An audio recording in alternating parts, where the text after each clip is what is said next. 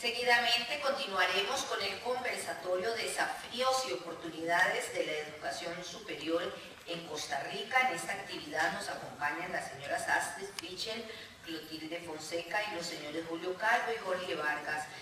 Y don Fabio Hernández, quien será el moderador de este conversatorio. Me permito, por favor, invitarlos al escenario para que puedan desarrollar sus ideas. Me voy a permitir presentar el moderador de este conversatorio, el señor máster José Fabio Hernández Díaz. Es licenciado en la enseñanza de la matemática y máster en docencia universitaria, ambos títulos obtenidos en la Universidad Nacional. Actualmente es el jefe de la división académica de la Oficina de Planificación de la Educación Superior CONARE. También es coordinador del Centro de Desarrollo Académico del Instituto Tecnológico de Costa Rica, además académico universitario en el Instituto Tecnológico de Costa Rica y en la Universidad Nacional por más de 20 años. Bienvenido, don José Fabio, el conversatorio es suyo. Bueno, muchas gracias y muy buenos días. Primero quisiera hacer la aclaración de que fui coordinador del Centro de Desarrollo Académico Tecnológico. Actualmente ejerzo el puesto de la jefatura de la división académica de CONARE, básicamente. Bueno, primero agradecer obviamente a todas las autoridades, representantes de la universidad, un cordial saludo de parte de todos nosotros. Brevemente voy a hacer una presentación de los panelistas que me acompañan acá. Primero, don Julio César Calvo Alvarado, es el rector actual del Instituto Tecnológico de Costa Rica. Tiene un doctorado obtenido en la Universidad de Carolina del Norte. Ha ejercido labores como director de la Escuela de Ingeniería Forestal, profesor e investigador del TEC y director ejecutivo del Centro Científico Tropical. Doña Clotilde Fonseca Quesada, a mi izquierda, es exministra de Ciencia y Tecnología, con una maestría obtenida en la Universidad de Harvard. Ejerció como directora ejecutiva de la Fundación Omar Dengo, profesora e investigadora de la Universidad de Costa Rica y ex rectora de la Universidad Latina de Costa Rica. A mi derecha, la señora Astrid Fichel Bolio, fundadora y presidenta de la Fundación Ciudadanía Activa, institución sin fines de lucro orientada a estimular el crecimiento económico, promover el capital social y mejorar la calidad de vida de poblaciones en riesgo social. Miembro del Consejo Superior de Educación, ex primera vicepresidenta de Costa Rica, ex ministra de Educación Pública, ex ministra de Cultura, Juventud y Deporte. Y finalmente, don Jorge Vargas Cuyel, él es el director actual del programa Estado de la Nación, tiene un doctorado obtenido en Ciencias Políticas de la Universidad de Notre Dame en Estados Unidos, posee amplia experiencia como investigador de CONARE y ha ejercido como consultor para instituciones nacionales e internacionales. Básicamente, el conversatorio se va a llevar a cabo de la siguiente forma.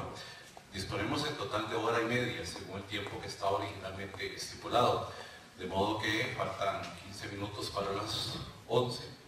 Entonces, a partir de ahora estaremos con hora y media de tiempo. Está concebido como un conversatorio, es un espacio de interacción académica.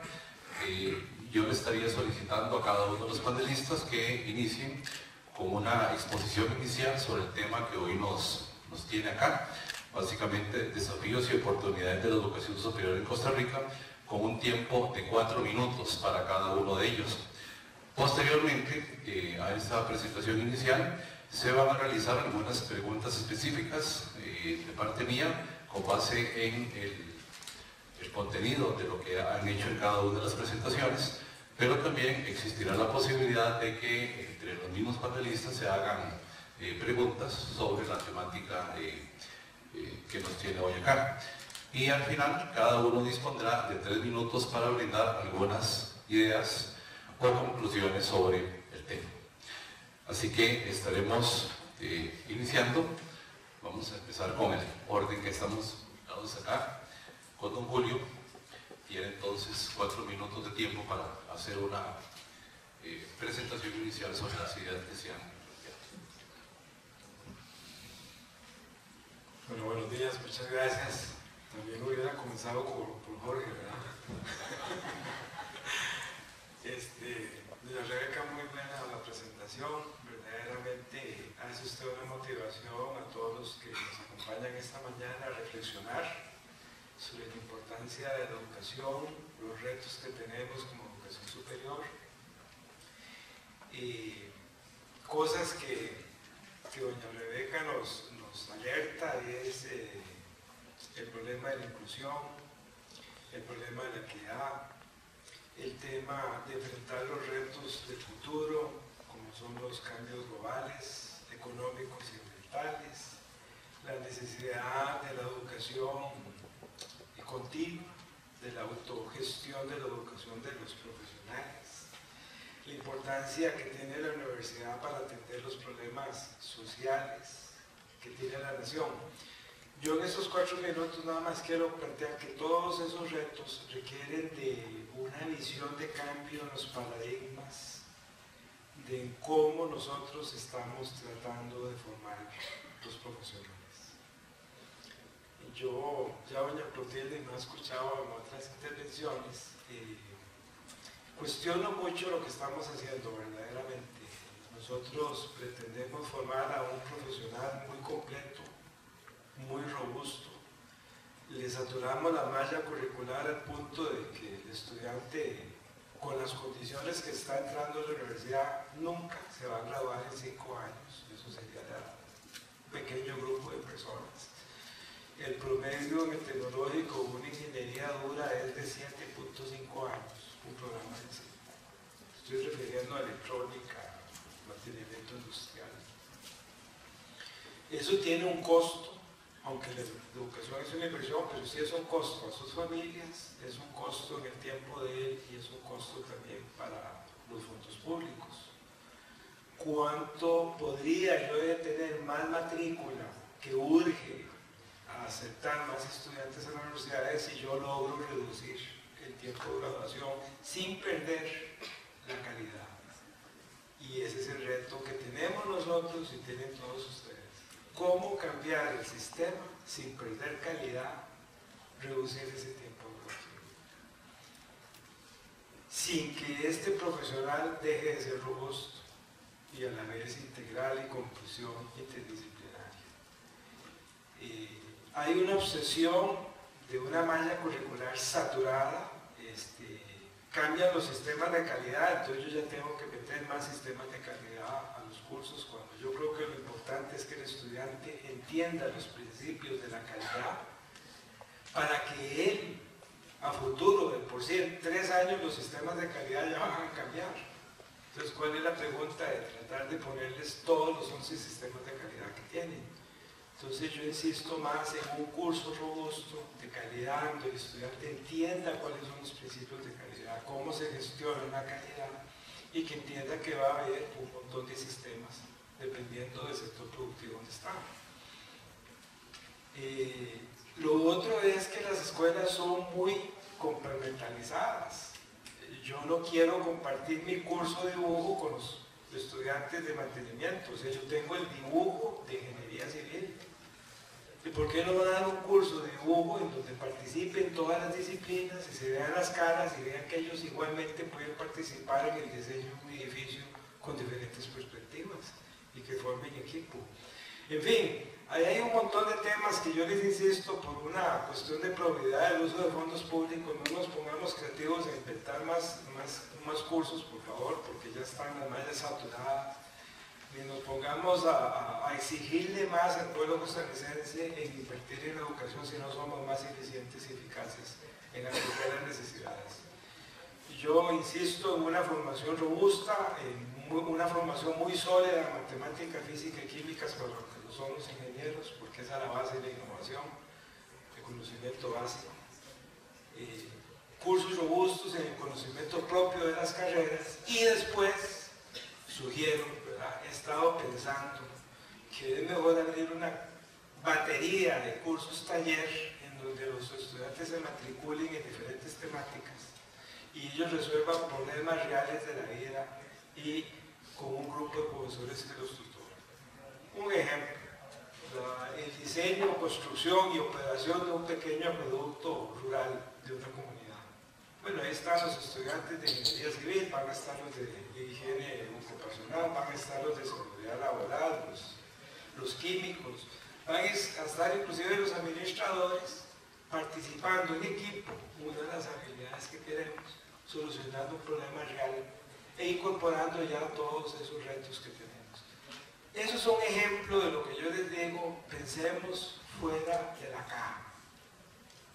¿Qué hacer para atacar, resolver estos problemas con los mismos recursos, por favor, sin perder la calidad, para reducir el tiempo, graduar a una persona con pensamiento crítico, ¿verdad?, capaz de dar soluciones a los problemas, que se pueda comunicar verbalmente y por escrito y que genere soluciones? Ese reto yo lo planteo en mi universidad y le cuento que se sacude todo el mundo porque está en mi escuela y a mí nadie me la ataca. Ese curso es mío y yo no lo comparto. Entonces es muy difícil romper esos paradigmas en el sistema tan cerrado y bloqueado que tenemos. Yo lo hago en mi institución y se los digo, esto va a ser una lucha tenaz. Pedirles a las escuelas, reduzcan el tiempo de graduación sin perder calidad, siendo innovadores en el sistema educativo, provocando mala interacción de los estudiantes entre sí y no solo los estudiantes de ingeniería civil, por ejemplo. Qué interesante ellos cuando resuelven un tema real con los de electrónica diseñando dispositivos, ustedes diseñando las estructuras físicas, y ahí es donde viene toda esta creatividad, innovación, emprendimiento, y etc. Entonces yo quería comenzar por ahí esos primeros 4 minutos. Muchas gracias. Bueno, muy buenos días a todos, especialmente un saludo a los señores rectores y a los compañeros del panel, a los estudiantes, a los profesores. Yo quisiera iniciar felicitando a la universidad por el trabajo extraordinario que ha hecho en crear este ciclo introductorio del que tanto hemos hablado en todas las universidades públicas y privadas y que tan necesario es para intentar al menos cerrar esa brecha de equidad. Lo digo así porque me parece que al tomar esta determinación han logrado romper ese ciclo perverso de queja y culpa en el que a veces caemos cuando analizamos los problemas de la educación nacional y tratamos de identificar no solamente la fuente de los problemas, sino también quién es el culpable. Yo creo que los tiempos para ese ciclo terminaron, como nos decía doña Rebeca, en esa intervención tan rica y tan múltiple y tan diversa con que nos deleitó el día de hoy. Tenemos que movernos a una gran velocidad. Y tenemos algunos puntos de apoyo que a mí me gustaría plantear, porque no suelen estar en la discusión nacional y creo que es momento también de abordarlos. El primero de ellos es cómo estamos obligados a fundamentar nuestro trabajo y nuestro análisis en la ciencia y muy particularmente en las ciencias cognitivas, que nos hacen un aporte descomunal en nuestro tiempo y que nos pueden ayudar a simplificar muchos de los temas y de las decisiones que tenemos que tomar. Por eso quiero hacer referencia al trabajo de la doctora Carol Dweck, que es una investigadora de la Universidad de Stanford, que ha hecho una de las más destacadas investigaciones sobre el logro académico que se han hecho en la historia y que llega a una conclusión tan sencilla y tan concreta que puede caer en el olvido si no lo tomamos realmente con seriedad. A la doctora Carol Dweck la trajimos a la Fundación Ugartengo en el año 2005 y ella ha hecho una afirmación fundamental. ¿Cómo se distingue la educación de Asia y por qué es tan exitosa de la educación que a veces consideramos menos exitosa de Occidente y muy particularmente de países como Costa Rica? Y ella ha llegado a la conclusión de que hay una fractura de base, un problema de base que debe ser atendido desde muy temprano en el desarrollo, en las familias, en las escuelas y que se continúa hasta la universidad. La doctora Dweck dice que el logro académico, que la variable más importante del logro académico tiene que ver con la concepción que cada estudiante tiene de su mente, de sus capacidades y de la forma en que ésta funciona. Vean qué interesante que es un tema de percepción de los estudiantes con relación a su propia capacidad. Y lo que ella dice es que los estudiantes que parten de una concepción de que la mente y la inteligencia y las capacidades son desarrollables, tienen esa capacidad de aprendizaje porque ponen, además de su dotación genética y cultural, ponen en juego el elemento del esfuerzo. Y este es un tema que hemos abandonado en el contexto nacional, en las familias igualmente. Muchos estudiantes parten del supuesto de que tienen una dotación genética o cultural particular y que con esa van por la vida y que es buena o es mala y que si les fue mal en matemáticos es porque no sirven para eso y que, bueno, después de todo esta es la capacidad que tengo y no agregan ese componente del esfuerzo. En la educación nacional ese elemento es vital y es determinante y celebro muchísimo que la Universidad Técnica haya incorporado en este ciclo introductorio el elemento metacognitivo porque precisamente es ahí donde estos temas se engarzan. La importancia del esfuerzo, la importancia de entrarle a los temas, no desde la perspectiva de que aquí estoy para que me enseñen, sino en línea con lo que nos decía doña Rebeca, yo soy un ente que tiene capacidad de acción, que tiene responsabilidad sobre su destino y que sabe hacia dónde quiere moverse, qué quiere ser. Eso me lleva a un segundo punto que me ha preocupado muchísimo en la educación nacional y que seguimos atendiendo de manera todavía muy débil, diría yo, para no llamar deficiente, y es el tema de la falta de orientación vocacional. Los que hemos trabajado con jóvenes que ingresan a las universidades, lo primero que percibimos es la desorientación total con que un alto porcentaje de los estudiantes llega a la educación superior.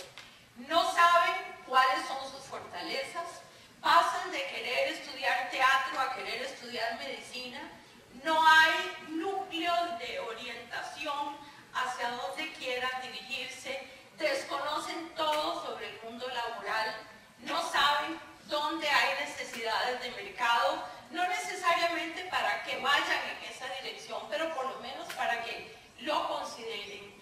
Y entonces tenemos unos estudiantes que vienen con deficiencias muy importantes de la educación primaria y secundaria porque no hemos logrado nivelar a pesar de los enormes esfuerzos y de las innovaciones que el país ha intentado superar ese bache de entrada. El tema vocacional no se resuelve teniendo orientadores, no es creando un gremio más, una especialidad más, es una cosa mucho más compleja que muchos países han resuelto de una manera muy eficaz hoy en día a través de una cantidad de herramientas tecnológicas y aplicaciones en línea que ayudan en ese sentido. De manera que el tema de la educación vocacional y de la orientación profesional, ambas de manera complementaria, es un elemento esencial.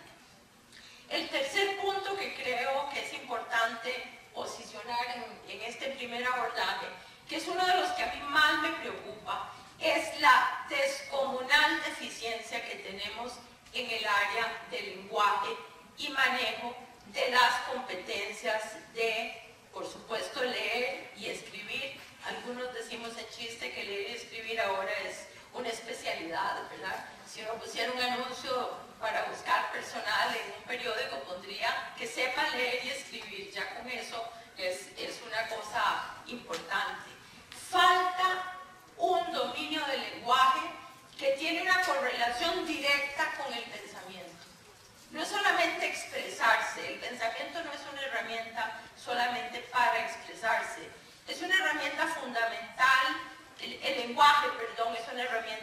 fundamental de pensamiento, de creación, de comunicación, de entendimiento.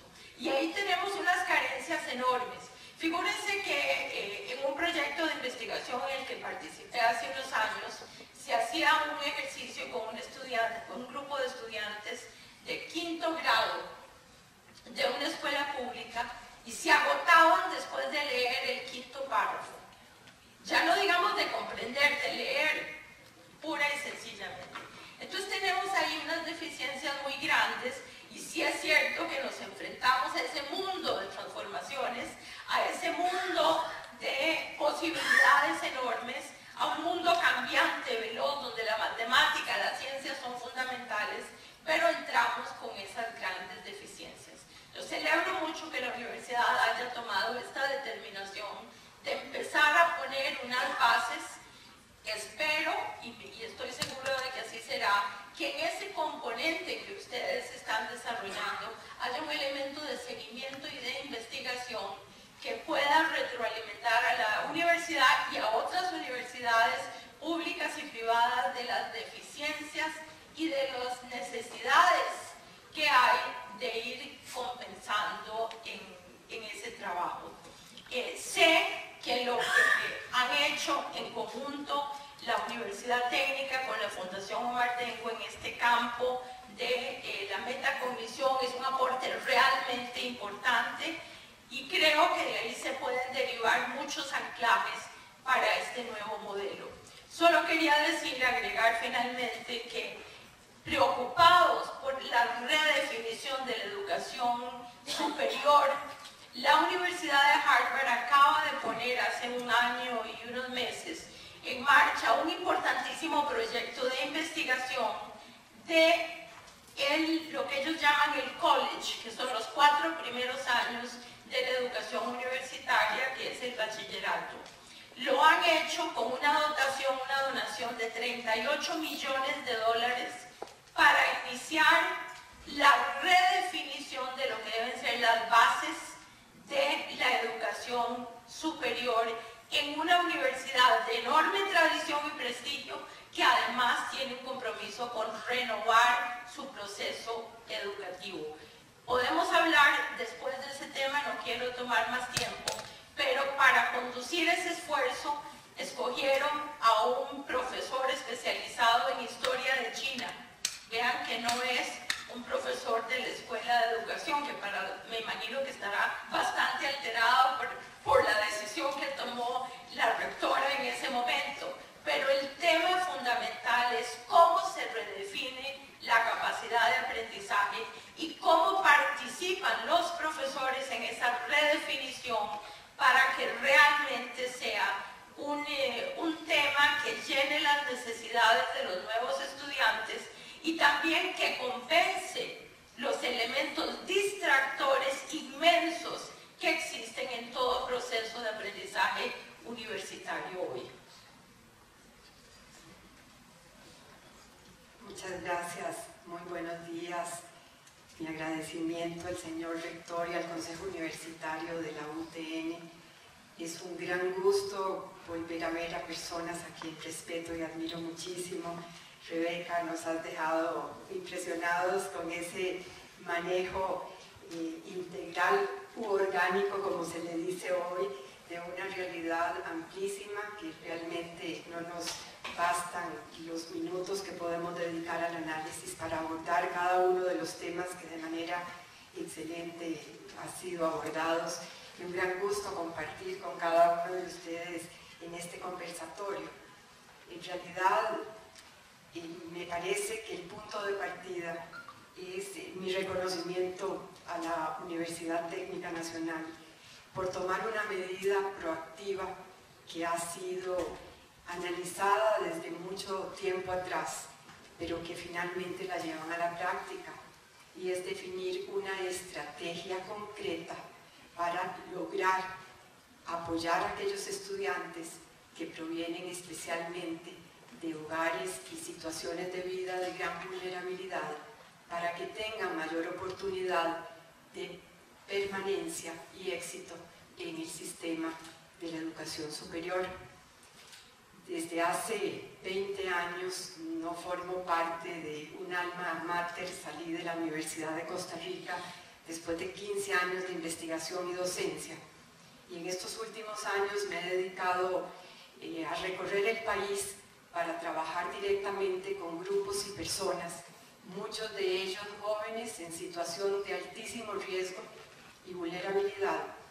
Y cabalmente hemos podido constatar de primera mano lo que significa para un joven ingresar a un centro educativo, especialmente de educación media, y luego proseguir estudios universitarios o de educación superior en una parauniversitaria, a donde por alguna razón del destino le toca la gran suerte de contar con profesores que tienen la apertura para buscar cómo nivelar esas deficiencias de entrada que de otra forma los llevarían al fracaso escolar.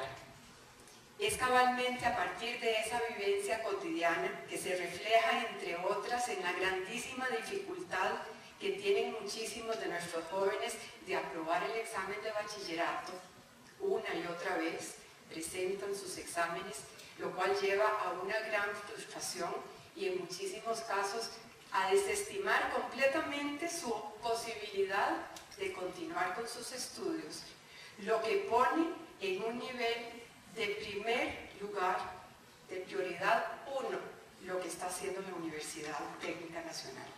Es tomar una decisión que va a transformar desde el punto de vista de oportunidad la vida de muchos de los jóvenes que van a ingresar a esta universidad y que vienen con claras deficiencias, no solamente desde el punto de vista académico, y lo mencionaba doña Clotilde, lo abordó también don Julio, lo puso en evidencia doña Rebeca. Son jóvenes que muchas veces ni siquiera a nivel de sus hogares, con lo que se conoce en la pedagogía como el trabajo pedagógico primario, es decir, lo que esos niños y niñas aprenden en el seno de su hogar, que les permiten de una forma u otra acceder a esos códigos sociales que les habilitan o inhabilitan en un primer ingreso al sistema de educación formal para tener mayor posibilidad de absorción de los conocimientos y de avance en el sistema educativo. Ya de por sí, una gran cantidad de estos niños y niñas no tienen las posibilidades por la baja escolaridad de sus padres, por provenir de hogares de muy bajo nivel socioeconómico, por no contar a la hora también de ingreso al sistema formal con centros educativos que tengan la calidad deseada, por ejemplo las escuelas unidocentes, y que de esa manera entran perdiendo al sistema educativo y continúan perdiendo, llevando rezagos en cada uno de los niveles que van alcanzando. Hasta que no establezcamos desde el punto de vista formal estrategias de apoyo, no solamente generalizado, sino personalizado, para atender a estos jóvenes que presentan estas necesidades muy particulares, no va a ser posible realmente hablar de un sistema educativo en el más amplio sentido de la palabra que nos dé oportunidades de igualdad en el acceso y permanencia en el sistema educativo. Por eso recibimos con beneplácito la información primero y luego la invitación a participar en este foro. En realidad es muy interesante también constatar en el campo, lo mencionó don Julio, cuando encontramos a nivel de todo nuestro país retos cotidianos que no pueden ser abordados por una SADA, una asociación administradora de un acueducto, porque no tienen las destrezas mínimas necesarias para establecer una cuota y poder administrar un acueducto que es vida para la comunidad, porque muchas veces poder acceder a estos conocimientos, llevar adelante la formulación de un proyecto, por ejemplo, para acceder a fondos públicos, no se da porque no existen los conocimientos. De manera de que una propuesta como la que está haciendo la Universidad Técnica Nacional, que más allá de toda esta propuesta de meta cognitivo, que tiene que ver con las habilidades blandas, etc., nos puede ayudar en materias tan importantes como la matemática, como el inglés, especializadas también en algunos de los casos, como en el tema de imagenología, es el poder pensar que se da un paso significativo en un proceso de equidad que desde hace mucho tiempo muchos de nosotros veníamos poniendo en evidencia en diferentes foros y momentos. Es realmente muy importante también retomar, para finalizar, lo que presentó el señor rector en el video con el que se nos recibe, y también doña Rebeca, lo que es preparar para el mundo laboral. Esa capacidad de cambiar la mente, de poder aprender cosas nuevas.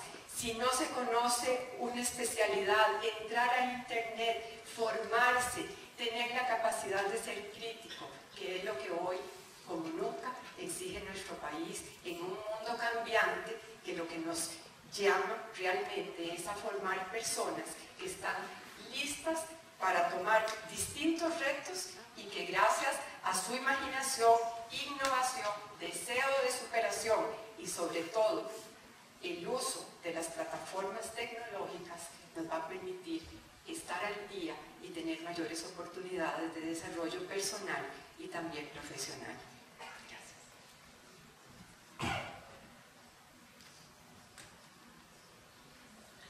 Buenos días. Yo quisiera señalar 3 desafíos globales de la educación superior costarricense para los próximos años. El primero es, en una sociedad cada vez más crispada, intolerante y descalificadora de las opiniones ajenas, las universidades tienen que volver a ser al origen. Universidad significa universalidad, la ciudad de las ideas. Entonces me parece que las universidades en los años que vienen tienen que ser un espacio que invite a esa diversidad de posiciones a dialogar de su manera. No sumarse a ese clima de intolerancia, de descalificación, pero eso va a implicar también poner las barbas en remojo, porque a veces los intelectuales nos enamoramos de nuestras ideas y descalificamos a las demás por ser tontas o estúpidas. Entonces, ese ejercicio de pluralidad, de tolerancia, de no convertir las universidades en decir yo sé lo que esta sociedad tiene que hacer, o yo pienso mejor que ustedes, con ese dedo acusador, creo que hay que cambiarlo. El primer reto, entonces, es la pluralidad, el diálogo de otra manera, ser una fuerza moderadora que tienda puentes en una sociedad que se nos está crispando y confrontando cada vez más. Primer reto. Segundo reto, me parece que las universidades tienen que ser la fuerza decisiva para convertir en los próximos años a Costa Rica un centro mundial de innovación y excelencia. Vean, nosotros en el siglo XIX, parte del XX, nos conectamos al resto del mundo por medio de productos agropecuarios, pasó. Creo que con el café lo hicimos, además de manera muy interesante, con equidad. A finales del siglo XX, reformulamos, dijimos, nos comunicamos con el resto del mundo atrayendo inversión extranjera y servicios y productos de valor agregado. Yo creo que esa época está terminando. Y cuando uno ve lo que tenemos para competir en el mundo moderno, Costa Rica lo que tiene es talento y biodiversidad. Entonces creo que el reto de las universidades costarricenses es enredarse en el sentido de ser parte de una red de los mejores centros de investigación y de excelencia en el mundo, traerlos aquí, ser socios de, si hay biotecnología, nuestros centros de biotecnología, conversar con esos centros globales en los distintos campos, no solo en las áreas de STEM. Y en particular creo que donde tiene que hacer una gran innovación, lo digo así con todas las letras, es en la educación, porque en general yo pienso que las facultades de educación de las universidades públicas costarricenses, para no hablar de las privadas, huelen a moho. Siguen formando educadores como hace 100 años, incluidos en gremiecitos y en escuelitas que se andan peleando y dan todavía clases con plataforma. Entonces yo creo que parte de la innovación es adentro de las universidades, en particular en el tema de educación. Y termino con un tercero, y escogí 3, es ser modelos de gestión eficiente de los recursos públicos. Las universidades no pueden y no deben esperar a hacer marchas para más presupuesto. Van a tener que hacer mucho más con lo que hay o poquito más. Y hay que romper entonces los presupuestos inerciales. El premio a mí me paga cada año por ser viejo, no porque haga las cosas mejor. Me paga una anualidad, me la gane o no. Ahí va el 3,5 o lo que sea. A mí me parece que eso, las universidades van a tener un serio examen interno para cambiar la gestión si es que quieren tener una voz de respeto al resto de la sociedad. Entonces me parece que esos son tres y termino con eso. Primero, volver al origen, ser la ciudad de las ideas. Invitar la tolerancia. Segundo, la innovación, convertir a Costa Rica en un centro mundial de innovación y para eso requiere innovación interna. Y tercero, la gestión, ser modelo de gestión eficiente. Porque el mundo al que vamos en Costa Rica es un mundo de estrechez de recursos, en donde los presupuestos inerciales ya no tienen cabida. Bueno, muchas gracias a los panelistas. Voy a tratar así muy brevemente de hacer una pregunta para cada uno, alguna referencia a lo que plantearon. Don Julio insiste mucho en la idea de la necesidad de no cargar tanto los planes de estudio y la implicación que eso podría tener en un mayor aprovechamiento de los recursos académicos, donde se podrían incluso acortar los tiempos de graduación de cada una de las carreras. Doña Clotilde hace referencia a una idea que me parece fundamental y es lo que tiene que ver con la concepción que hace el estudiante de que lo que sabe ya lo sabe y no tanto la posibilidad de que esté en capacidad de ir desarrollando su pensamiento o sus capacidades a partir de una serie de prácticas docentes adecuadas. Doña Astrid se refiere con especial referencia, valga la redundancia, a la gran diferencia o a la gran dificultad que se presenta en algunos estratos sociales para poder acceder a una educación de calidad y cómo esto provoca una serie de desventajas en el ingreso a la educación y consecuentemente con todo lo que implica el desarrollo de estrategias de pensamiento que son útiles no solo para la educación, sino prácticamente para cualquier actividad de la vida. Y don Jorge se refiere fundamentalmente, plantea claramente tres ideas, lo que tiene que ver con la intolerancia en la sociedad y el reto que se implica para la universidad, la necesidad de convertir a Costa Rica en un centro de innovación con todas las implicaciones de internacionalización que eso implica, y finalmente a la necesidad de una gestión eficiente en los servicios públicos, que obviamente todos los que estamos en este ambiente universitario público pues nos regimos nos financiamos por los presupuestos públicos. Yo tengo una pregunta sobre todo para doña Astrid y doña Clotilde, porque me parece que hay elementos que podríamos abordar en común a partir de lo que plantearon. Y es, sobre todo, la vinculación con el Ministerio de Educación Pública, en términos de que mucho de lo que se plantea, como esas deficiencias que mencioné de cada una de las intervenciones, obviamente tiene una serie de implicaciones en la formación previa a la universidad. También tengo entendido, porque así se ha divulgado, que el Ministerio de Educación Pública está o ya inició o está por iniciar con una serie de programas nuevos de diferentes asignaturas que, según lo que plantean las autoridades del Ministerio, van orientados con un enfoque diferente en los procesos de enseñanza y de aprendizaje a nivel del Ministerio de Educación Pública. Y lo que se plantea es que mucho de eso va de acuerdo justamente a los modelos que se han comentado acá como una redefinición de ese paradigma.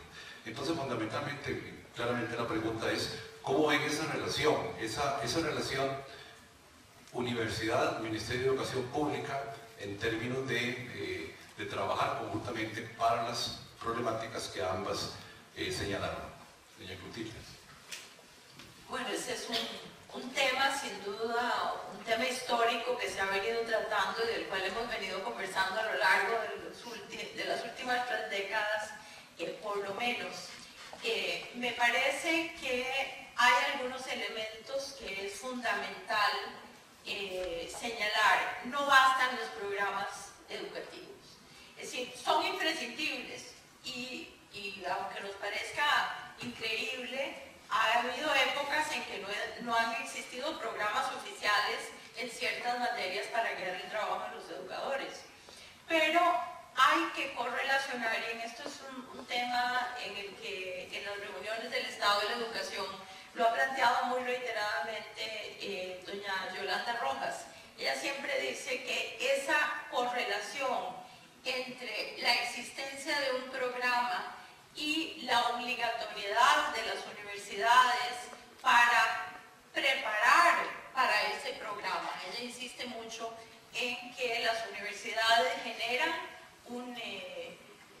unos profesores o gradúan unos profesores que van luego a engancharse en el sistema que tiene el Ministerio de Educación y que no siempre están articulados ni en los contenidos ni en las metodologías. Y ese es un tema donde tenemos todavía mucho trabajo por hacer. Hay otro elemento que me parece fundamental que tiene que ver con lo que hemos discutido de la equidad y la posibilidad de generar estudiantes que se gradúen y que completen las diferentes pruebas que deben los estudiantes aprobar, incluido el bachillerato. Y es que en la preparación que se hace de los profesores, no siempre se gradúan con una dotación, con una capacidad para resolver el dilema y el problema educativo real en el aula. Una vez en que tuve la oportunidad de conversar con autoridades finlandesas sobre qué es lo que diferencia a sus profesores, recuerdo que hablaron de un término que en un artículo que escribí al respecto a alguna gente no le gustó porque hay una conexión con la empresa, pero ellos hablaban del just-in-time educativo, el justo a tiempo japonés aplicado a la educación. Eso quiere decir que un profesor con una buena formación en su área, no solamente en términos de los contenidos, sino también del conocimiento, de los elementos metacognitivos de los que hemos estado hablando, debería estar en capacidad de atender la necesidad del estudiante cuando surge en el momento en que tiene la duda o se identifica la deficiencia. ¿Verdad? No es que después de 2 años de fallas se pase al departamento de problemas de aprendizaje o que se le etiquete con diferentes tipos de patologías pedagógicas que lo aíslan o que no le permiten evolucionar. Con mucha frecuencia hay problemas de no exigirle al estudiante, de no procurar un esfuerzo, no hacerlo un actor que se comprometa con su propio desarrollo. Entonces hay tanto elementos, digamos, de concepción y metodología que deben ser atendidos como elementos también de coordinación donde el ministerio debería tener unas condiciones de contratación que sean lo que determine el que las universidades puedan cumplir con esas exigencias nuevas, modernas que el sistema tiene. Muchas gracias, doña Clotilde. Doña Astrid. Muchas gracias. En realidad es para todos conocido que en el devenir histórico costarricense la educación ha jugado un papel preponderante. Y si bien cada una de las administraciones, sobre todo las más recientes, puede dar fe de importantísimos avances en esta materia, por el momento histórico que me ha tocado vivir y sobre todo por formar parte del Consejo Superior de Educación, quiero compartir con ustedes que en estos últimos años el Consejo Superior de Educación ha aprobado 30 nuevos programas de estudio y ha variado lo que es la evaluación, que ahora se orienta a las competencias, cabalmente impulsando estos cambios para estar a tono con las demandas del mundo contemporáneo. Pero muy bien lo expresó doña Clotilde, no solamente es como un cambio de programas, que en el caso del momento actual están amparados a dos importantes transformaciones, una la política curricular y la otra la política educativa nueva, que es lo que ha servido de marco para todas estas transformaciones, sino también el acercamiento que ha buscado el Ministerio de Educación con las distintas instituciones formadoras, con el fin de lograr que se pueda trabajar teniendo como marco de acción esa nueva política educativa. De manera de que, respetando profundamente lo que es la autonomía universitaria, logremos articular desde los más altos niveles lo que es la formación docente con los nuevos programas educativos orientados a la promoción de las competencias de un estudiante que puede tener un perfil de salida que lo califique para su continuación en el sistema educativo, en la educación superior, o lo habilite a través de oportunidades del mercado laboral a iniciar su incursión en el mercado laboral. Pero eso no es suficiente.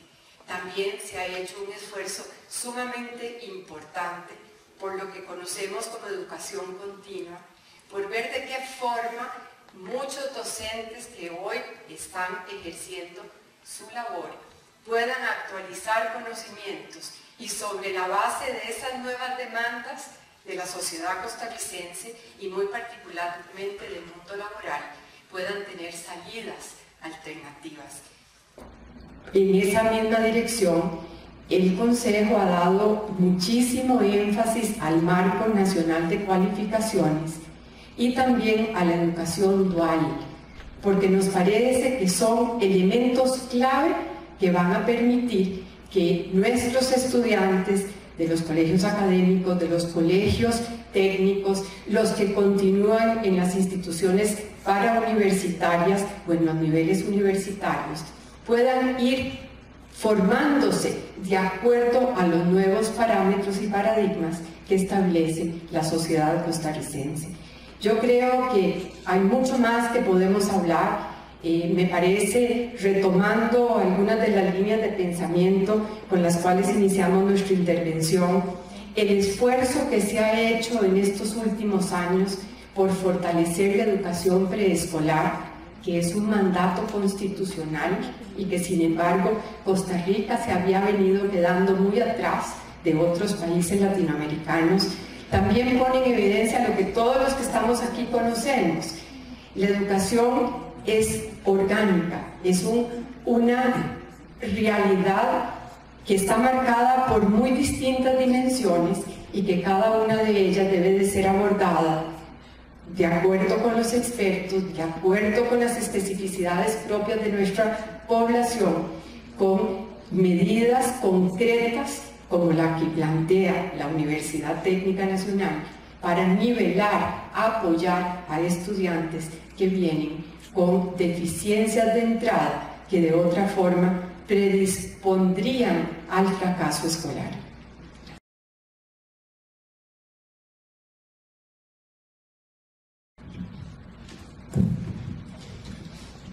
Una pregunta para don Julio.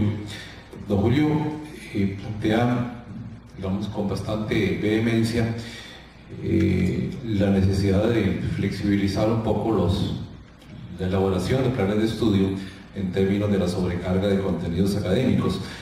Si bien es cierto, don Julio, como rector del Tecnológico, probablemente lo plantea con todo el conocimiento de esa institución, pero no creo que sea exclusivo del Tecnológico. Me parece que aquí hay representantes de todas las universidades y muy probablemente esa misma situación se refleje en las demás universidades, y probablemente las razones por las cuales se da en el Tecnológico igual se da en las demás universidades, es muy probable.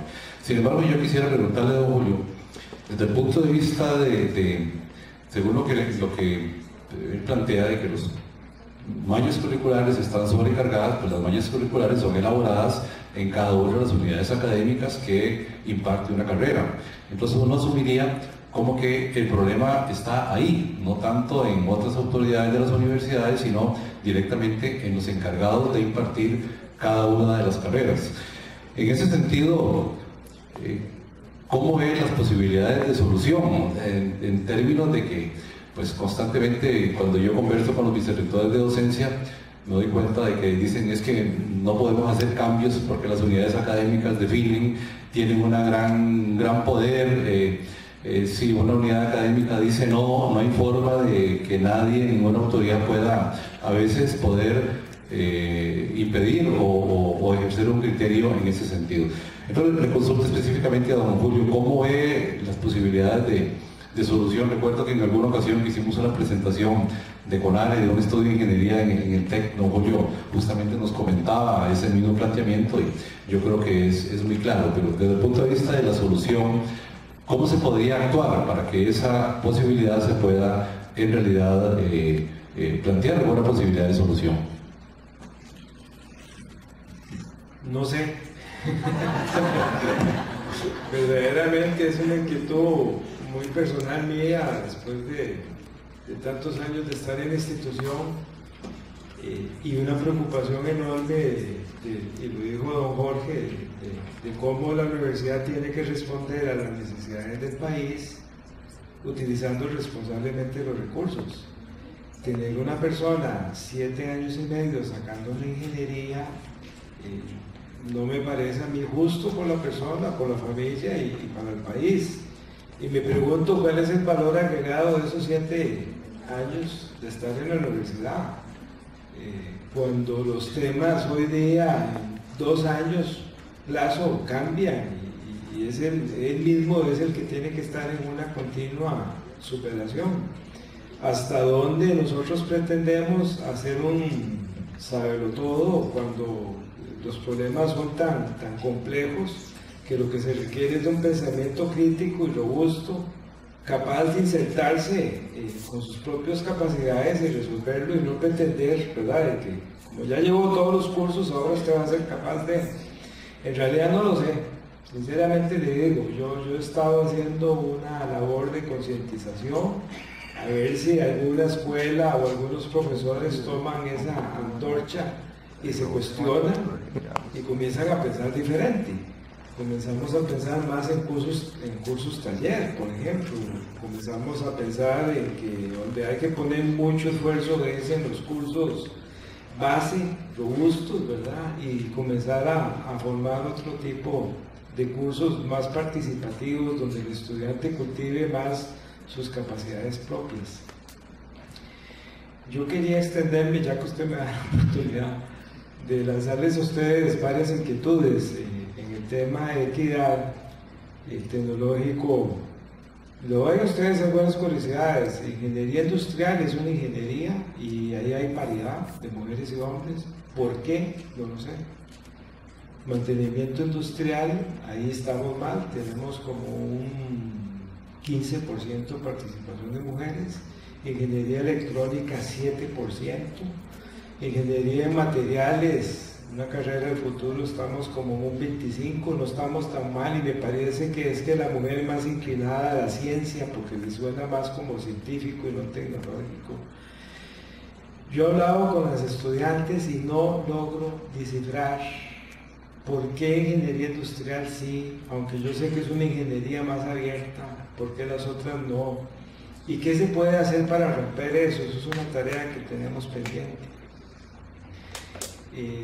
El tecnológico hace muchos esfuerzos. Nosotros en Cartago dichosamente tenemos un jardín de niños y abrazamos a los chiquitos de las estudiantes desde 3 meses nacidos y les estamos dando el acompañamiento. En la próxima graduación tengo una estudiante que tuvo 3 niños en el tecnológico y se va a graduar en 7 años, o sea que eso no fue impedimento.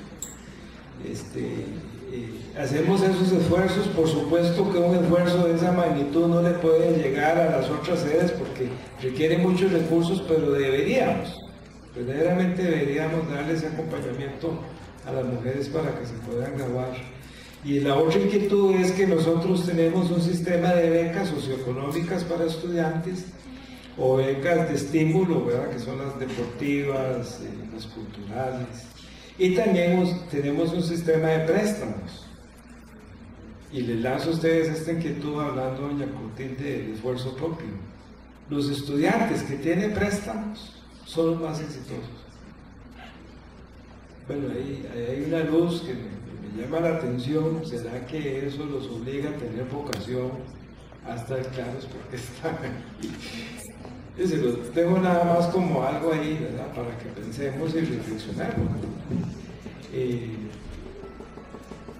Y el otro tema que quería aprovechar, evadí mucho la pregunta de don Fabio, pero es la obligación nuestra de ir a las regiones. Hoy día, y lo que se vio en esta última elección, es el resentimiento que tiene las zonas alejadas al Valle Central. La experiencia nuestra en San Carlos, que es una sede que la tenemos con los mismos niveles de calidad de Cartago.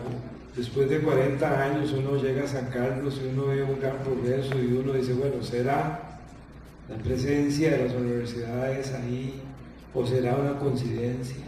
Y cuando uno llega al sur dice, bueno, es que aquí verdaderamente las universidades públicas tienen una presencia débil, ¿verdad? ¿Será que es necesario ir ahí? Es un reto de la educación superior ir a las regiones con la misma calidad que tenemos en las sedes centrales. Y eso es un reto, conseguir profesores que quieran ir a la zona sur a estar ahí en una ingeniería dura. Eso no es fácil, ¿verdad? Pero hay que hacerlo. Y bueno, quería matizar eso con otros temas ahí. Yo, a partir de lo que planteaba don Jorge, insistió mucho en lo que tiene que ver con la gestión eficiente de los recursos públicos. Yo creo que eso es muy claro. Y yo quisiera ligar esto y plantearle una pregunta a don Jorge, lo que tiene que ver con la calidad de la oferta académica. Obviamente, cuando hablamos de una gestión eficiente, eso implica pues hacer con calidad lo que hacemos. Y uno de los elementos, sin que sea el único, pero uno de los elementos que puede dar información sobre la calidad de la oferta académica es la acreditación de las carreras universitarias. Yo ayer, cuando estaba, digamos, revisando algunas cosas para este panel, me entré a la página del SINAES para ver cómo estaban los porcentajes de carreras acreditadas. Y el dato que tengo es lo tomé ayer de la página, está totalmente actualizado. Hay 162 carreras acreditadas, 162. Inmediatamente fui donde el compañero que trabaja en la par mía, de la división académica, y le pregunté cuál es el dato actualizado del número de carreras que se imparten en el país, de universidades públicas y privadas. Y el dato que me dio es 1.202 al día de ayer, lo cual me da un porcentaje de un 13% de carreras acreditadas.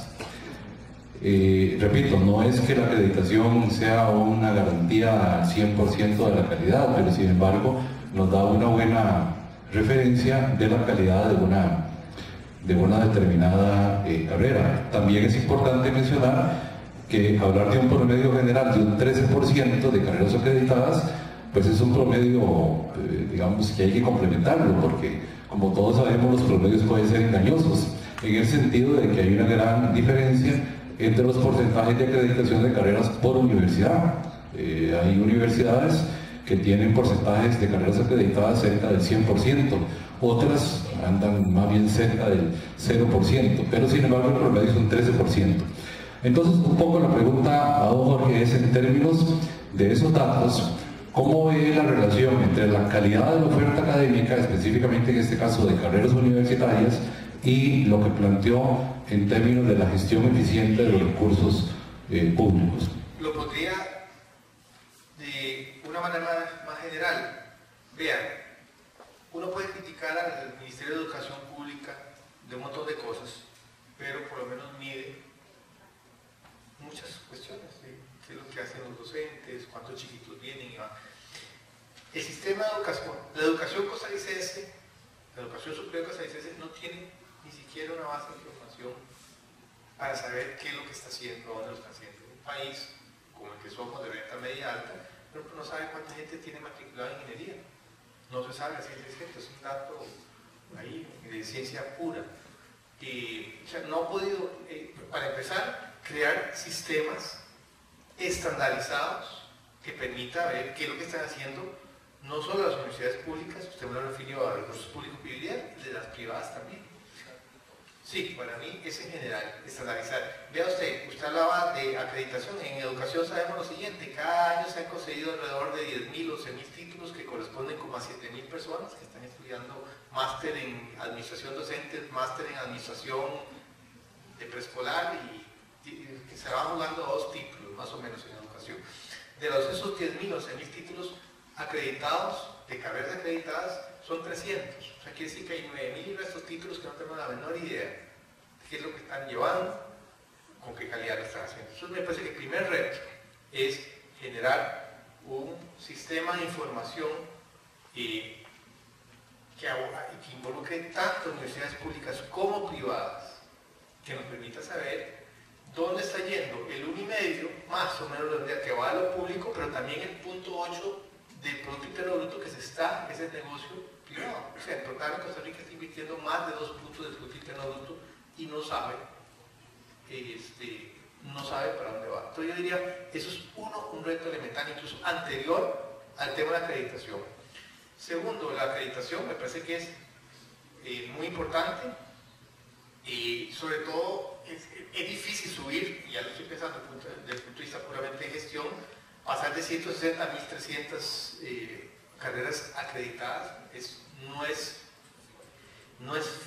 fácil, la verdad es que es dificilísimo. Pero entonces yo diría que el país debería definir áreas en donde yo digo, esas áreas sí las tengo que tener acreditadas. Puede ser por medios finales o puede ser acreditaciones internacionales, pero esas áreas sí debo tenerlas acreditadas y punto. Tercero, ligados a esto, el tema de la eficiencia, me parece que en lo público hay una idea que dijo don Julio que yo la pondría más en general. Las universidades públicas tienen que ya ir no solo dentro de universidades, sino entre las universidades al tema de los servicios cruzados, es decir, servicios compartidos. Eso me parece que es indispensable para poder economizar no solo recursos, sino garantizar umbrales de calidad que sean más o menos parejos. Pero si dentro de la misma universidad tienen esas casas semifeudales o feudales, creo que con más razón ocurre.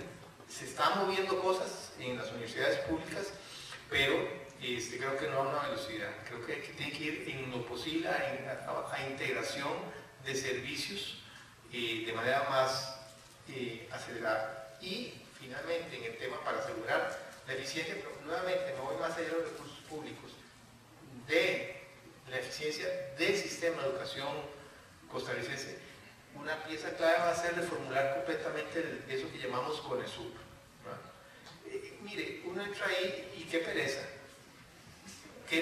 no se puede hacer nada, le sale un señor ahí con la corbata corrida ahí, todo barrigón,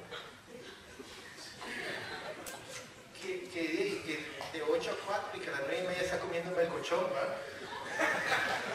Y yo digo, mire, si eso es la entidad rectora que dura 10 años para aprobar una nueva carrera, ¿verdad? Pero está preocupadísima de si le mandaron en Excel el indicador no sé qué para que se cumpla el requisito, ahí no vamos a ninguna parte. Y yo creo que creo que desde el CONAR una cosa que dice es que haya una contraparte que sea seria, porque más de la mitad de los graduados universitarios de Costa Rica están proveniendo de las universidades privadas, dentro del cual hay un mundo, y creo que es muy importante, entre las universidades privadas hay algunas internacionales que están funcionando de manera súper interesante, y otras que están a nivel de garaje, pero por lo menos si tenemos una herramienta para empezar a crear en ese mundo de lo privado ciertos sistemas de información, umbrales de calidad, facilitar el trabajo público-privado entre universidades públicas y privadas, me parece que mucho pasa por agarrar con eso, sacarle las telarañas, limpiarle un poquitito, pasarle agua, cloro, y ponerlo a trabajar. Muy gráfico, Jorge. Bueno, nos queda aproximadamente mis cálculos como media hora. Sí. Así que más bien ahora, como en la flexibilidad de un conversatorio, quisiera más bien pues que cada uno pueda ampliar algunos de los criterios que ha planteado, o también algo muy importante podría ser que se planteen preguntas de cualquier panelista a otro, justamente procurando ampliar algunos de los criterios que se han planteado. Yo tengo ahí algunas muchas preguntas, pero prefiero dejarlas para otro momento si hay tiempo, y si no, pues entonces más bien. Doña Clotilde quería referirse a algo de lo que acaba de plantear don Jorge. Sí, a mí me parece que don Jorge ha puesto la pica en Flandes, ¿verdad? Realmente el tema crítico es la relación entre lo público y lo privado, los recursos nacionales, públicos y privados en educación superior, y la tragedia, porque no hay otra palabra, del CONESUB. Yo les puedo decir que es realmente desmoralizador el tratar de hacer una reforma como trató de hacer una universidad a la que estuve vinculada, y tener una inversión de millones de dólares perdida porque no hay forma de que haya una interacción adecuada ahí. Puedo decirles, por ejemplo, de una carrera que nos fue devuelta porque no cumplía con los requisitos, era una licenciatura. Y resulta que cuando fuimos a ver no cumplíamos porque era una licenciatura que todos los profesores eran máster, pero había que tener 80% de maestría y 20% de licenciados. Ahí es donde se ve, y lo digo con dolor, porque las personas que están ahí son personas muy buenas, pero es una aplicación del reglamento a un nivel irracional, ¿verdad? Entonces no podemos frenar a las universidades que quieren progresar y tener un equipo que no está en capacidad de moverse a la velocidad. Entonces lo que hacemos es atrofiar el sistema y evitar, es decir, a mí me lo decían personas vinculadas, ¿cómo va a ser posible que el sistema estimule al conformista que no cambia ninguna carrera y que sacrifique y le pase una factura al que trata de transformar? Eso no puede ser en un país pobre, y creo que ahí hay un tema de los más álgidos, de los más complejos. Hay inclusive circunstancias de relación con el ministerio que es necesario, y se lo cuento aquí a doña Astrid para ver si desde el consejo se puede hacer algo. Por ejemplo, hay categorías MT1, 2, 3, 4, creo que hay 5, y por ejemplo los profesores negocian o vienen a negociar con las universidades privadas para que genere programas de maestría que no terminen. ¿Cómo que no terminen? Bueno, sí, lo que necesitan es obtener el MT4 o 5 que les incrementa sustantivamente el salario sin que hayan cumplido con el requisito de tener un título superior. Pueden tener un número X de créditos, ¿verdad? Entonces hay una cantidad de cosas ahí sistémicas que tanto el CONESUB como el Consejo deben analizar. Un tema que me parece importante, y vuelvo al ciclo introductorio de la UTN porque me parece realmente un esfuerzo muy importante. Vi por ahí en la documentación de que tienen incorporado el elemento de mentoría. No sé muy bien cómo se define y me encantaría que me contaran después, pero el tema de la mentoría en el tránsito de la secundaria a la universidad y el acompañamiento durante el periodo universitario es un tema muy importante para los muchachos que vienen de estratos socioeconómicos con limitaciones o de circunstancias difíciles. Lo menciono porque, y volviendo al tema con que empecé del esfuerzo, me ha tocado encontrar jóvenes que no van a la universidad porque no aprobaron matemática en bachillerato, que son cientos de miles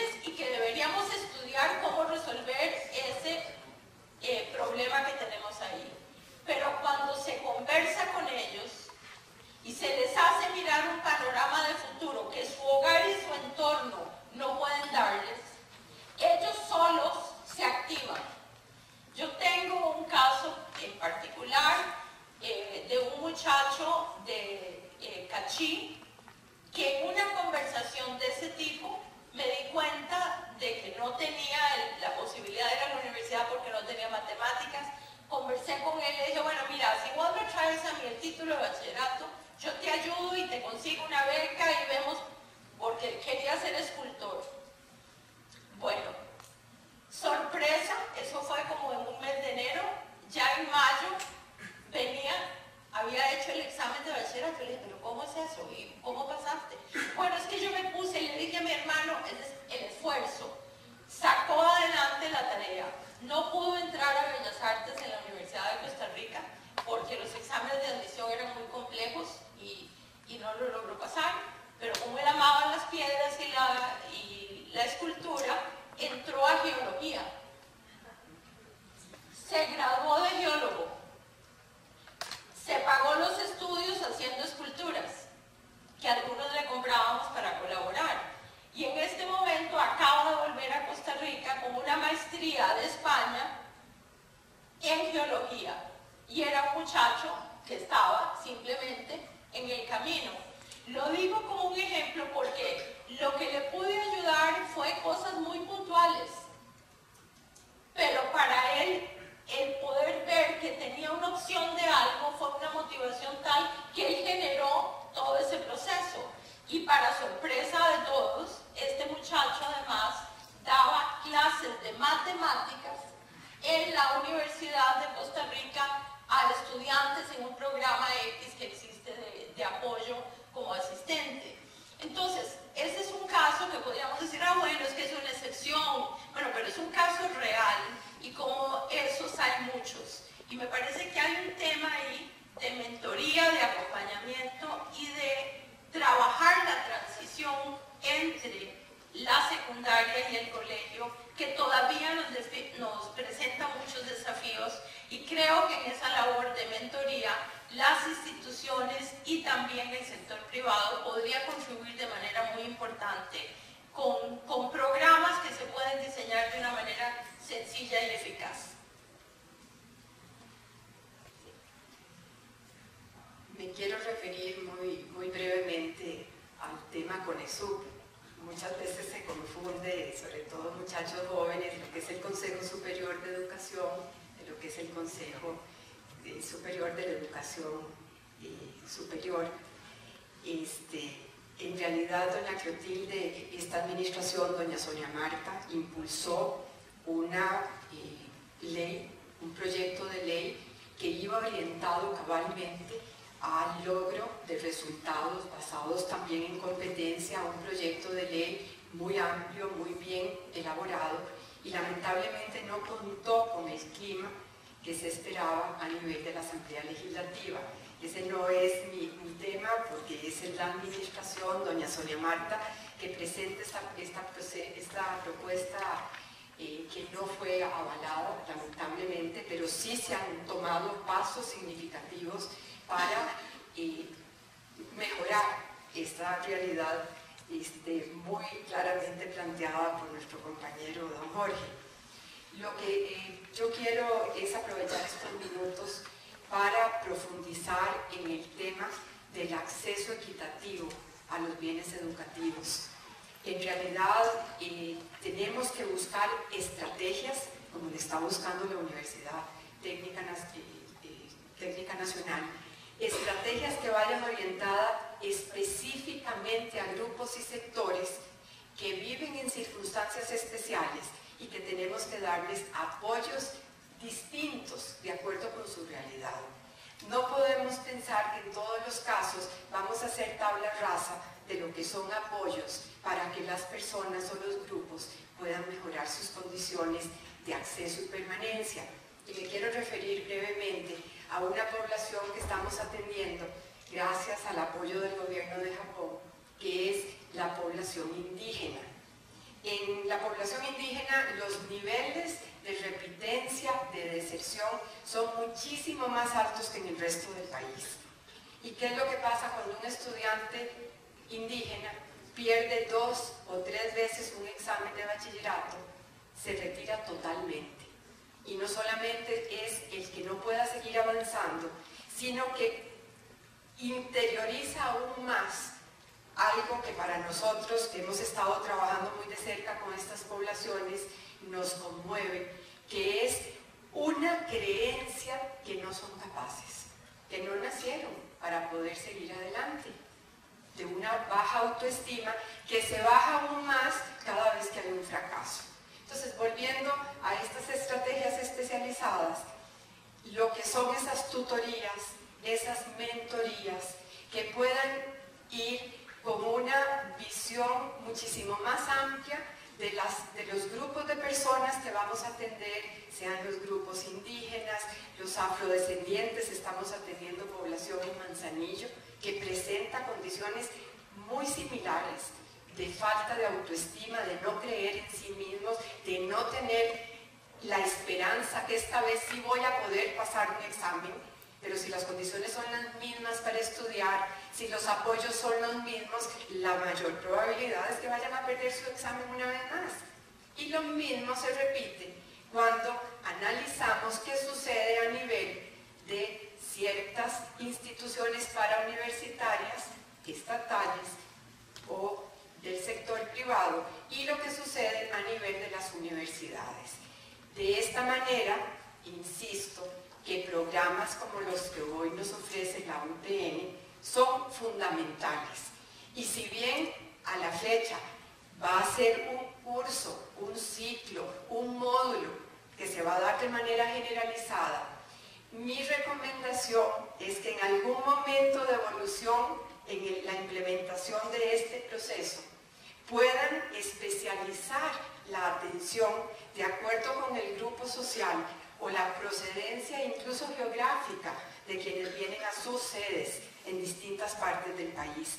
Porque es muy distinto un joven que viene de la región chorotega, de uno que viene de la región brunca, y esas especificidades que a veces creemos que son muy pequeñas en el abordaje marcan la diferencia, porque se refieren a lo que es el reconocimiento del ser, el reconocimiento de lo que somos, de lo que sentimos, de lo que queremos, de lo que podemos esperar.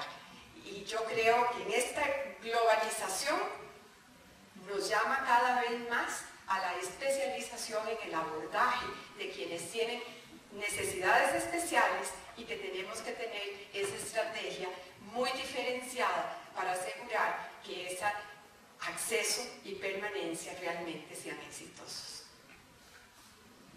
Don Jorge, don Julio, quisiera ampliar. El tecnológico tiene, en el último estado de la nación, aparece con un 52% de graduación de los estudiantes. La Universidad de Costa Rica y la UNA creo que tienen 50%. Es imposible lograr el 100%, o sea, por vocación, por temas familiares, no sé cuál sería el porcentaje ideal, pero yo creo que sí tenemos mucho campo para mejorar.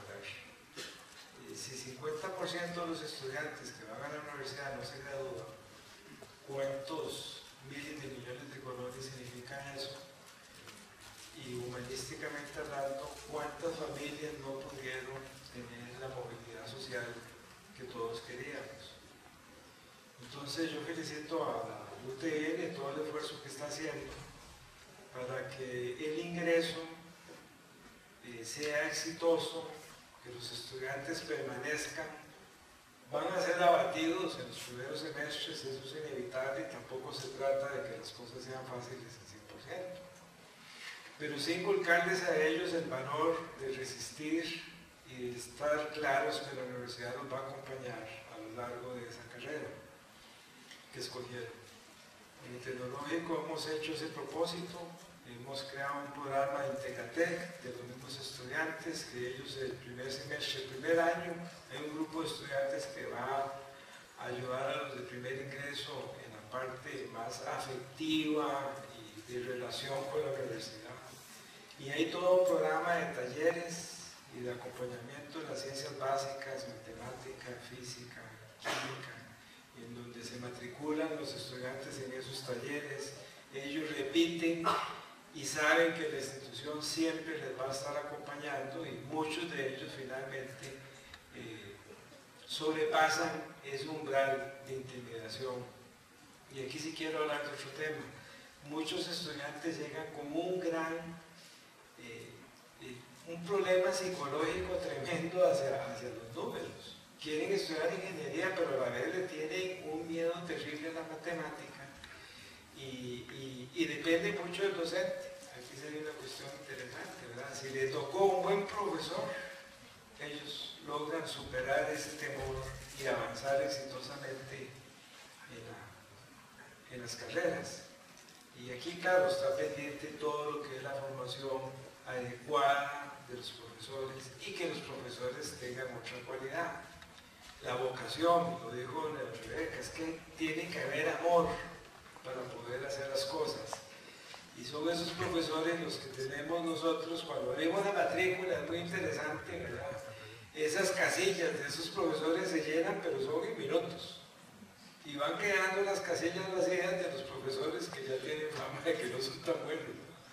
Pero bueno, eso lo que nos refleja es todas las posibilidades de mejora que tenemos para aumentar ese porcentaje de estudiantes. Finalmente, después de felicitar a don Marcelo y a todo el equipo, darle la bienvenida a los estudiantes del primer ingreso, es hacer ese ejercicio de conciencia de que verdaderamente, independientemente de quién es el culpable o no, de cómo está el sistema, nosotros hoy tenemos que hacer algo por esto. La educación superior de verdad es la gran oportunidad de este país de seguir marchando a una sociedad de bienestar para todos y para poder afrontar todos los retos que vamos a tener.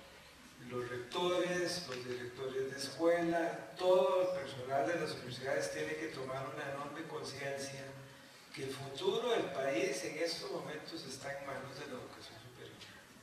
En lo político, en lo empresarial, en lo científico, en lo tecnológico, en lo cultural, nace desde las universidades de este país, públicas o privadas.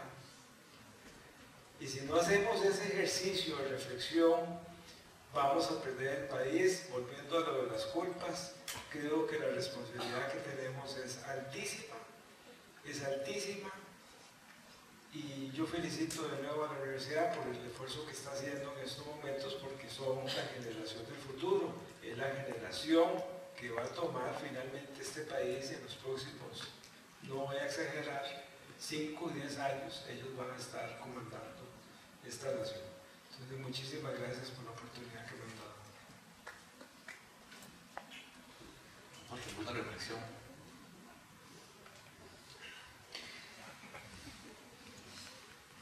Yo creo que el gran reto que tiene Costa Rica al cierre de la segunda década del siglo XXI y en la tercera va a ser la sostenibilidad de los logros sociales, económicos y políticos.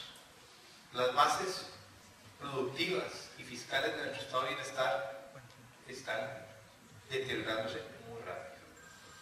En ese contexto, me parece que el país tiene que abordar de manera inmediata y urgente dos retos. Por una parte, cómo hacer aumentos muy significativos y generalizados de productividad, no solo en unos sectores, sino en general en el tejido productivo, y hacerlo con inclusión social.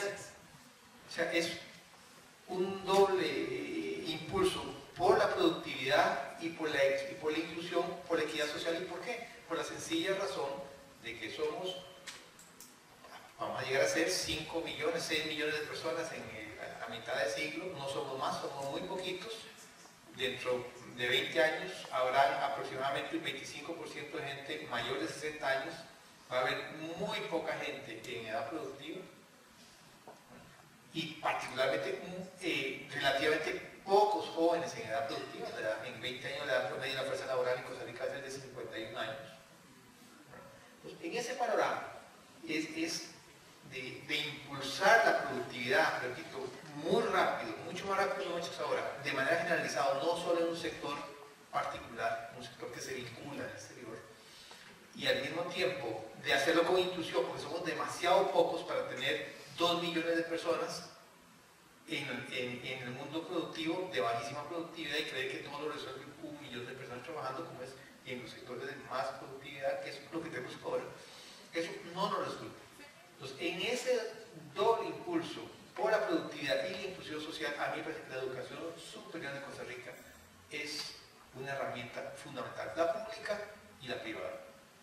pero va a tener que reinventarse a sí mismo, por una parte, en términos no solo de la oferta, de los mecanismos para incluir más población en sus aulas, en los servicios, pero también en la manera que se relaciona, en los niveles de calidad, pero también la manera que se relaciona y se gestiona lo público y lo privado. Yo he sentido por muchos años que han estado como enseñándose los dientes, las universidades públicas y privadas, diciendo ustedes son unos gastones, o ustedes son un montón de inútiles, y en ese juego de epítetos pasa el tiempo. Y yo diría que finalmente hay que pensar que si el gran reto del país es de sostenibilidad, para el cual tenemos que impulsar la productividad y la inclusión social al mismo tiempo, la educación superior es una formidable palanca. O sea, nosotros tenemos como 200 centros de I+D en Costa Rica, los tenemos mapeados, de los cuales la inmensa mayoría están en las universidades públicas y en algunas privadas. Pero vea, cuando yo hablo de retos tan elementales como muchos de esos centros son de 8 a 4, prefieren cerrar el centro a las 4 de la tarde, ponerle candado a que nadie use mi máquina, ¿verdad? A, por ejemplo, entrar en asocio con universidades públicas, universidades privadas, con empresas. Eso vamos a tener que cambiarlo. Vamos a tener que cambiarlo completamente. Entonces, yo creo que ese es el gran reto. ¿Cómo se reinventa? Y creo que es necesario que se reinvente la educación superior para convertirse en ese gran motor, o uno de los grandes motores que nos permita hacer ese salto necesario, generalizado de productividad y ese impulso de inclusión social que requerimos hacer. Porque, repito, termino con lo que dije, si no lo hacemos, Costa Rica está condenada a mediocremente tratar de, en las próximas décadas, de ver cómo sostiene lo alcanzado y olvidarse de pasos más hacia adelante. Y eso sería una tragedia. Porque eso no fue lo que nos legaron a nosotros las generaciones que nos dieron la antorcha. Entonces me parece que ese es el reto y ese es el contexto en el cual tenemos que pensar la educación superior costarricense en el futuro. Termino agradeciendo a don Fabio, a mis compañeros de panel y por supuesto a don Marcelo Pietro, a la Universidad Técnica Nacional por esta actividad hoy y deseo que los estudiantes de la UTN, particularmente los nuevos estudiantes que van a pasar por este nuevo programa, efectivamente nos permitan entender si eso es, y como espero que yo sea, un mecanismo para mejorar la calidad de la educación y la calidad de los servicios que le estamos ofreciendo. Muchas gracias. A pesar de que ya estamos en los agradecimientos, que ya suena como a finalizar, pero doña Clotilde quiere plantear algo que me comentó y me parece que es muy importante que se mencione. Bueno, como hemos planteado ahora al final algunos de los temas críticos, me parece que una tarea que tenemos que revisar y que tenemos que hacerlo con mucha seriedad, pero con mucha agilidad, es el tema del reconocimiento de los títulos obtenidos en el exterior. A mí me parece que ese es un problema que está bloqueando el que gente muy valiosa, con títulos de las universidades más prestigiosas del mundo, no puedan incorporarse con facilidad a dar clases en el sistema educativo nacional y sin embargo que sí podamos incorporar gente graduada de universidades nacionales inclusive que han sido muy cuestionadas. Me refiero a algunas universidades privadas inclusive que no tienen un buen track record. Me parece que en eso CONAR tiene un rol fundamental. Me dicen que hay un nuevo reglamento. Haré una fiesta para celebrar cuando eso ocurra. Les ruego pasarme una notificación para poder celebrar, porque realmente es acongojante ver gente que viene graduada de Oxford, de Harvard, de grandes universidades de un incuestionable prestigio, que no pueden entrar a dar clases porque tienen que pasar por un reconocimiento. Y lo más doloroso en ese mundo de innovación y transformación del que nos hablaba don Jorge, es la dificultad que tenemos como país para aceptar grados académicos en áreas que no existen localmente. No puede ser que nosotros nos elijamos en el paradigma de lo que es aceptable o no académicamente y que no consideremos grandes desarrollos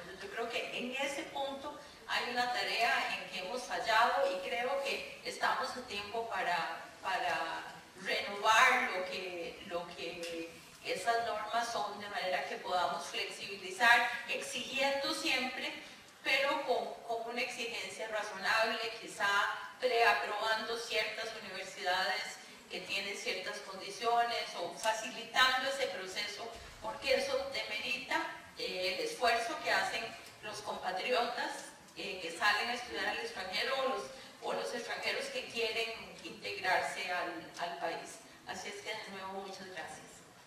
Sí, nada más hacer una referencia breve a lo que doña Clotilde va a plantear. En realidad sí hay toda una propuesta que ya también está aprobada por el CONARE, justamente para modificar toda la reglamentación de lo que tiene que ver con el proceso de reconocimiento y equiparación de títulos. Vean que son dos procesos: reconocimiento, que es cuando el título se considera válido, que cumple con una serie de requisitos, y la equiparación, que es cuando se equipara con alguno de los grados que se imparten en el país. Ya hay un nuevo reglamento que está debidamente aprobado y que oportunamente se va a dar a conocer. Pero sí, ese proceso ha estado como en el centro de la tormenta, ¿verdad? De hecho, hay múltiples cuestionamientos que se han hecho, los hemos recibido en CONARE, y ya hay una modificación en ese sentido. Oportunamente vamos a hacer la divulgación correspondiente. Yo creo que ya no hay más participaciones, pues nada más reiterar el agradecimiento de parte mío personal y a nombre del CONARE para la Universidad Técnica Nacional. Un muy grato reconocimiento de todo lo que están haciendo. Así que pues cerramos y muchas gracias por aquí.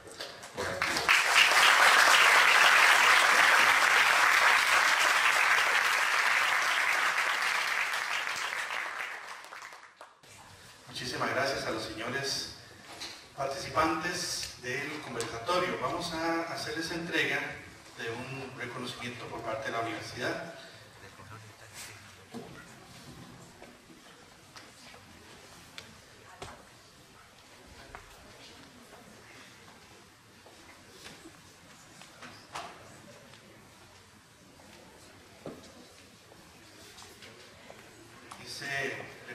Universidad Técnica Nacional confiere el presente reconocimiento, viene el nombre de los participantes del conversatorio por su valiosa colaboración como participante en el conversatorio de la lección inaugural del ciclo introductorio Desafíos y oportunidades de la educación superior en Costa Rica, realizado el jueves 22 de febrero en Alajuela.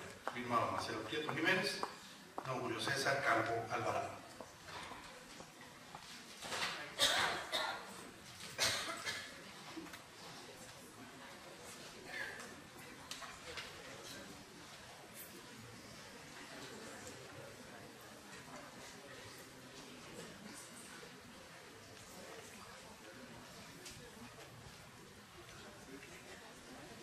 Fabio Hernández.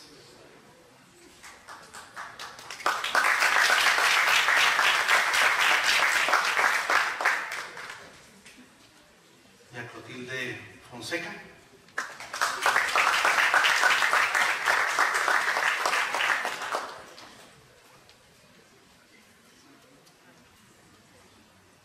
Don Jorge Vargas Cuyer.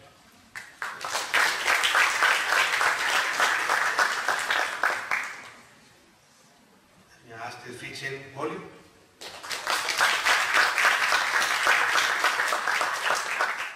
Tenemos unas palabras de cierre de la señora vicerectora de docencia, doña Catalina Pereira. Doña Rebeca, muchísimas gracias por acompañarnos esta mañana. Realmente ha sido un honor para nosotros tenerla por acá. A los señores rectores que nos han acompañado esta mañana, también a los señores vicerrectores, decanos, profesores y sobre todo a nuestros queridos estudiantes regulares y de nuevo ingreso que nos acompañan esta mañana. Un agradecimiento profundo por estar aquí y sobre todo por estar siempre comprometidos con la mejora continua de nuestra universidad y de toda la sociedad costarricense. Esta tarea de agradecer y despedir a nuestros prestigiosos invitados, todos ellos, como ustedes lo han visto, protagonistas permanentes del cambio y de la transformación social y educativa de nuestro país y más allá de nuestras fronteras, es una tarea realmente ardua y difícil, sobre todo a estas horas cuando ya estamos todos cansados, muy abrumados abrumados también con tanta información y con muchas ganas también de abordar las formas en cómo vamos a generar el cambio de transformar nuestra sociedad. Realmente quisiera decirles que tenemos indudablemente muchas cosas por hacer y sobre todo lo que más importa en que nos ocupemos en este momento es descubrir el cómo vamos a abordar estos retos. Tenemos todas las preguntas y tenemos el diagnóstico claro. Parece que todos tenemos el diagnóstico clarísimo. Pero como lo pudimos ver con don Julio, que él no sabe, don Julio, para su tranquilidad, yo creo que nadie en el auditorio lo sabe. No sabemos cómo vamos a abordar esos retos, cómo los entendemos. Y entonces, esos retos requieren de nosotros una actitud responsable ya, para empezar a ocuparnos uno por uno en el cómo, en ser más pragmáticos y menos diagnosticadores a partir de este momento. La lucha por lograr una sociedad más equitativa, inclusiva, que promueva la libertad y respete las diferencias debe ser cotidiana, profunda y abordada desde todos los ángulos y roles posibles. Se hace imprescindible entonces tener en cuenta que en el cumplimiento de nuestras responsabilidades y compromisos como instituciones de educación superior es inaceptable cruzar los brazos y sentarnos a esperar que sean otros los agentes del cambio. Vimos hoy que realmente el peso y la responsabilidad está de nuestro lado. Retomo en este contexto para terminar las palabras de Fernando Savater, quien nos recuerda que como educadores solo podemos ser optimistas, que el no saber cómo no nos deje atrás, ni nos desmotive. Con pesimismo, dice Savater, se puede escribir contra la educación, pero el optimismo es necesario para ejercerla con propiedad. Los pesimistas pueden ser buenos domadores, pero no buenos maestros. La educación es un acto de coraje. Cobardes y recelosos deben abstenerse. Les invito a que a partir de esta mañana no nos abstengamos. Que tengan todos y todas muy buenas tardes.